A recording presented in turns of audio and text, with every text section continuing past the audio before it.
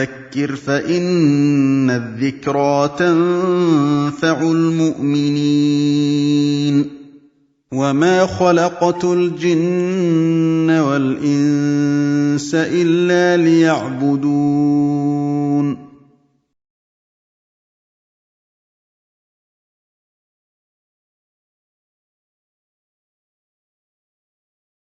Alhamdulillah wa kafa wa salamun ala ibadihi alladhina istafa, amma ba'd.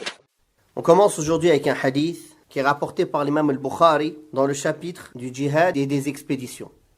Mus'ab ibn Sa'd radiyallahu anhu rapporte que le prophète sallallahu alayhi wa sallam a dit: vous ne devez vos victoires et votre subsistance qu'aux plus faibles d'entre vous. Ce hadith, il est en réalité essentiel, car il pousse le musulman à ne mépriser personne. Et à savoir que les plus faibles, physiquement, financièrement, parfois c'est par leur cause qu'Allah nous donne la victoire ou la subsistance. La leçon essentielle ici, c'est une leçon d'humilité. Et savoir que quelqu'un physiquement et financièrement, il est faible, mais spirituellement, il est fort. Il s'en remet à Allah, place sa confiance en Allah, demande le pardon à Allah. Ça fait partie des causes les plus importantes pour obtenir la victoire et pour obtenir la subsistance. Donc, les hommes forts et capables ne doivent pas mépriser les personnes faibles et impotentes, ni pour ce qui est du combat et de l'improbabilité d'une aide que ces derniers pourraient apporter, du fait qu'ils sont impotents ou handicapés ou faibles physiquement, ni pour ce qui concerne la recherche de la subsistance et l'incapacité des personnes faibles à subvenir à leurs propres besoins. Le prophète sallallahu alayhi wa sallam affirme donc dans ce hadith que la victoire sur le champ de bataille et l'abondance de biens peuvent se produire par les efforts fournis par les plus faibles, qui ont invoqué Allah subhanahu wa ta'ala, se sont orientés vers lui, ont imploré son secours et lui ont demandé de leur octroyer leur subsistance. Il faut savoir, barakallahu fikum, que les causes permettant d'atteindre un objectif particulier sont de deux types. Le premier type, les causes matérielles. Allah Ta'ala, il nous a créés dans un monde matériel, de cause à effet. Il a mis un effet dans la causalité. Et elle donne des résultats par la volonté d'Allah subhanahu wa ta'ala. Ces causes matérielles, ce sont ceux que les sens peuvent percevoir, comme la force physique permettant d'avoir le courage, ou bien la force de personnalité qui aide à avoir du courage dans ses propos et dans ses actes, ou celle permettant de s'affranchir matériellement et de subvenir à ses besoins. Donc la personne qui, alhamdulillah, Allah lui a donné une force financière, il n'a pas besoin des autres. Donc, ce sont ces causes-là qui viennent le plus souvent à l'esprit des gens, on sait très bien. La plupart des gens, ils sont attachés d'ailleurs qu'aux causes matérielles et ils en oublient la base, c'est qu'Allah tabaraka wa ta'ala, c'est lui qui décide du résultat. Et ils pensent que ce n'est que par le biais des causes matérielles que l'on obtient la victoire ou bien qu'on se procure sa subsistance. Combien il y a de versets dans le Coran qui ont réfuté cela? Combien de hadiths? Un exemple, quand à la bataille de Hunayn, les croyants ont eu confiance sur leur nombre et qu'Allah tabaraka wa ta'ala a fait qu'au début ils étaient en défaite jusqu'à ce qu'Allah il a donné la victoire à son prophète sallallahu alayhi wa sallam et à un petit groupe qui est resté avec lui. Le hadith du prophète alayhi salatu wa sallam, deux frères, un travaillait et l'autre restait auprès du prophète sallallahu alayhi wa sallam pour apprendre la science. Celui qui travaillait est venu se plaindre au prophète alayhi salatu wa sallam de l'oisiveté de son frère, en voyant que son frère ne faisait pas les causes matérielles, et le prophète alayhi salatu wa sallam lui a rappelé qu'il faisait d'autres causes. Il apprenait la science auprès du prophète sallallahu alayhi wa sallam. Il était à son service. Et ça aussi, c'est des causes d'avoir la subsistance. Que lui a répondu le prophète sallallahu alayhi wa sallam? Tu obtiens sûrement ta subsistance par sa cause. Donc ça rejoint tout à fait ce hadith. Non. Donc c'est pour cette raison que beaucoup de gens de la période de l'Jahiliya, qu'est-ce qu'ils faisaient? Ils tuaient leurs enfants par crainte de la pauvreté. Ou bien ils tuaient leurs filles de peur de la honte qu'ils pourraient avoir plus tard si elles trahissaient leur honneur. Aujourd'hui, ça existe encore, ça. Quand c'est des filles, ils avortent. Parce qu'ils se disent, le garçon, il va travailler, il va nous ramener de l'argent. La fille, non. Elle va aller avec un étranger, elle ne nous ramènera pas d'argent. D'ailleurs, c'est pas propre aux musulmans, mais il y a une région qui est partagée entre les musulmans et des non-musulmans, entre deux pays. Dans cette région-là, c'est la région dans le monde où il y a le plus d'avortements des filles. Et dès qu'une femme, elle a eu 2 filles, pour eux, c'est comme si elle est maudite. L'homme, il la divorce. Pour vous dire un peu comment les parents, la famille, ils font tous pression pour qu'elle soit divorcée. Alors que le prophète Mohammed sallallahu alayhi wa sallam, il a dit que celui qu'Allah a éprouvé avec 3 filles, et qu'il a été bon envers elles, et qu'il les a bien éduquées, elles seront un bouclier contre l'enfer pour lui. Ils lui ont dit même 2 au messager d'Allah, il a dit même 2. Il a dit même 1, il a dit même 1. Donc regardez comment l'islam, il a vu la fille comme une bénédiction, et comment le jahiliya, la pensée anté-islamique, voyait la fille. Aussi, ça c'est bien connu, quand les parents ils vieillissent, en général, qui est le plus au service du père et de la mère? C'est les filles. Souvent les filles, elles sont beaucoup plus affectueuses envers leur père, envers leur mère, même quand ils vieillissent, ils restent à leur service, ils viennent chez eux et dorment chez eux. Est-ce que les garçons, ils sont comme ça avec leurs parents? Rare. Donc regardez combien il y a de bienfaits dans les filles. Et malheureusement aujourd'hui, il y a des musulmans qui ont gardé des croyances et des pratiques contraires à l'islam. Non. Donc, ces gens-là qui s'attachent qu'aux causes matérielles, ils ont clairement un manque de foi et de confiance en la promesse d'Allah subhanahu wa ta'ala, que Allah ta'ala, il garantit la subsistance à chaque être humain qui naît. Et Allah tabaraka wa ta'ala a interdit de tuer ses enfants de peur de la pauvreté. D'ailleurs, c'est pour ça que les savants disent que celui qui pratique l'avortement ou même la contraception par peur de la pauvreté, alors c'est haram, même la contraception. Parce qu'il rentre dans le verset où Allah tabaraka wa ta'ala interdit de tuer les enfants de peur de la pauvreté.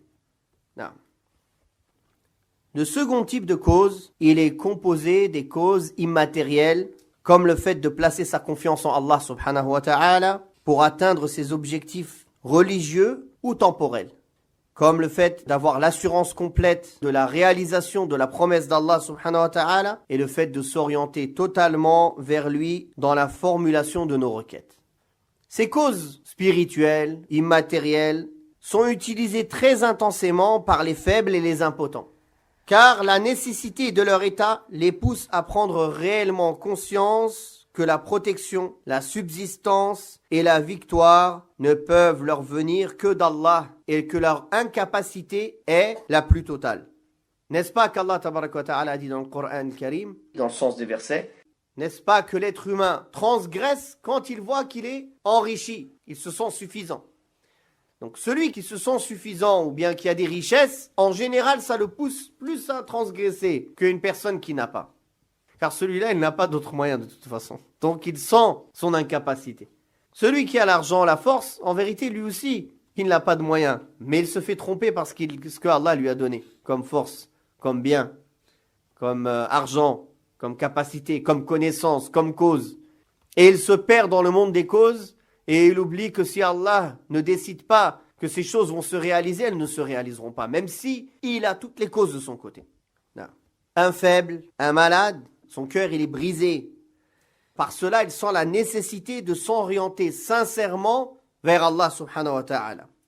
Et Allah tabaraka wa ta'ala, il les exauce. Car Allah accepte l'invocation du serviteur acculé qui est dans la nécessité, n'est-ce pas? D'une personne qui l'invoque avec un cœur présent, humilité, sincérité, besoin, quand il montre sa pauvreté, son manquement, sa faiblesse, sa nécessité devant Allah subhanahu wa ta'ala. Donc Allah ta'ala, il les exauce en leur accordant la victoire et en leur donnant la subsistance subhanahu wa ta'ala et en les préservant de tout désagrément et de toute difficulté. Et en les faisant jouir de nombreux avantages que les hommes forts et capables ne pourraient jamais atteindre juste parce qu'ils s'en sont remis à Allah tabaraka wa ta'ala. Car ces hommes forts et capables, ils s'en sont remis qu'à eux-mêmes. Et ils n'ont pas placé leur confiance en Allah subhanahu wa ta'ala. Donc, les invocations des plus faibles, elles sont une cause même d'aide et de subsistance pour les plus forts. Si une personne forte est capable, apte, il parvient à acquérir une quantité de biens qu'il n'aurait jamais imaginé pouvoir se procurer sans cela, c'est bien par la cause des invocations des plus faibles. Car Allah tabaraka wa ta'ala a déjà destiné la subsistance à chacun. En contrepartie, Allah tabaraka wa ta'ala assure la subsistance des plus faibles par la cause de l'effort fourni par les plus forts, qui sont eux-mêmes aidés par Allah subhanahu wa ta'ala. Si ces plus forts-là, ils s'en remettent à Allah, ils reconnaissent le droit d'Allah dans les biens qu'ils ont acquis, dans cette force, cette capacité qu'Allah leur a donnée. Alors qu'est-ce qu'ils font? Ils aident les faibles, ils sont à leur service, ils dépensent pour eux.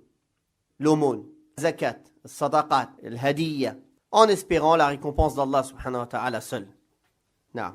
Ces hommes-là, Allah ta'ala leur ouvre toutes les portes de la victoire et les portes de la subsistance. Et il leur fait parvenir par des moyens qu'ils ne s'imaginent pas du tout. Et il leur donne leur subsistance d'où ils ne s'y attendent pas. Combien on voit il y avait de personnes qui souffraient de ne pouvoir subvenir à leurs propres besoins que très difficilement.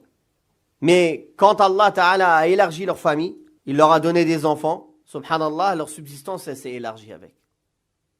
Chaque enfant, il naît avec son risque. Donc, en réalité, plus il y a d'enfants, plus il y a de risques. C'est pas comme chez les gens qui n'ont pas confiance en Allah. Ils se disent, j'ai que 1000 ou 2000. Plus on est à partager, moins il y en aura, n'est-ce pas?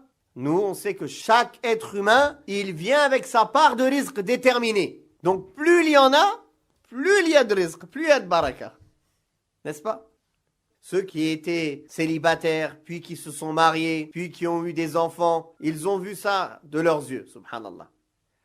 Alhamdulillah. Ça, c'est la grâce d'Allah, subhanahu wa ta'ala, qu'il donne à qui il veut. Naam.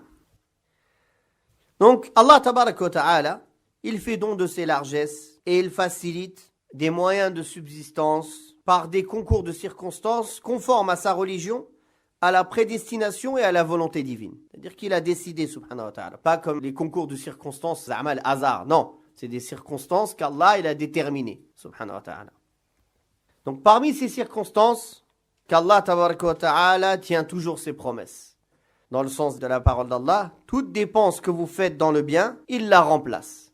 Donc une personne qui place sa confiance en Allah, qui dépense dans le sentier d'Allah, dans le bien, Allah ta'ala lui remplace. Parmi ces circonstances que les anges invoquent chaque matin pour celui qui dépense sur le sentier d'Allah. Et on sait que les invocations des anges, elles sont acceptées. Oh Allah, donne à celui qui dépense dans ta voie une compensation et dilapide les biens de ceux qui thésaurisent par avarice, qui ne veulent pas dépenser. Parmi les circonstances qui font que cette personne à qui Allah a donné la capacité, il reçoit plus de subsistance, c'est qu'Allah, il l'a fait la cause, lui, de réunir l'argent pour les plus faibles, et il leur donne, et ces plus faibles-là, ils invoquent Allah, tabaraka wa ta'ala, en bien pour lui, et Allah lui donne encore plus. Non. Et l'aide d'Allah, subhanahu wa ta'ala, elle est à mesure de la difficulté qu'on rencontre. Plus la difficulté est grande, plus l'aide d'Allah, tabaraka wa ta'ala, est grande. Plus la personne aussi est sincère envers Allah, tabaraka wa ta'ala, qu'il s'en remet à Allah tabaraka wa ta'ala dans toutes choses et qu'il fait les efforts pour se rapprocher de lui par son cœur, par ses œuvres, par ses paroles, plus Allah tabaraka wa ta'ala il met la baraka dans sa personne, dans sa santé, dans ses biens, dans sa famille.